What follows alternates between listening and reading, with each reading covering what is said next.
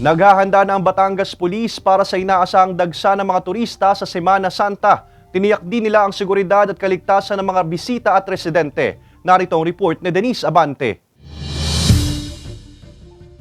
Kasado na ang deployment plan ng Batangas Police Provincial Office para sa mahal na araw. Sa Lipa City nakalatag na ang police assistance desks at checkpoints na aalalay sa mga motorista at turista pagpasok pa lamang sa lungsod. Ayon sa Batangas PPO, paraan ito upang matiyak ang seguridad at kaligtasan ng publiko.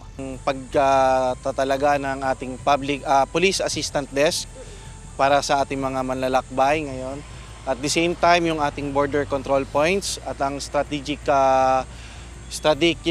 checkpoints po natin na inilalagay. At the same time po, maasahan po natin ang mga kapulisan ay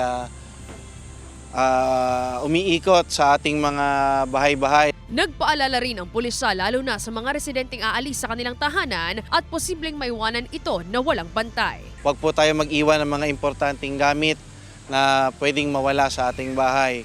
Although nandyan po yung ating kapulisan, iba pa rin po na nag-iingat po din tayo. Bagamat mahabang bakasyon para kay Aryan ang Holy Week, hindi na raw muna siya aalis ng bahay. Paraan niya na rin daw kasi ito ng pag-aayuno at sakripisyo. Bukod po sa madaming tao sa mga pasyalan and sa iba po pong places, mahirap na po na wala pong maiwan sa bahay. Sa amin naman po kasi ay pag Holy Week po ay not more on vacation, more on sa church activities naman po yung. Kasama si J. Arman Hares, Denise Abante, Balitang Southern, Tagalog.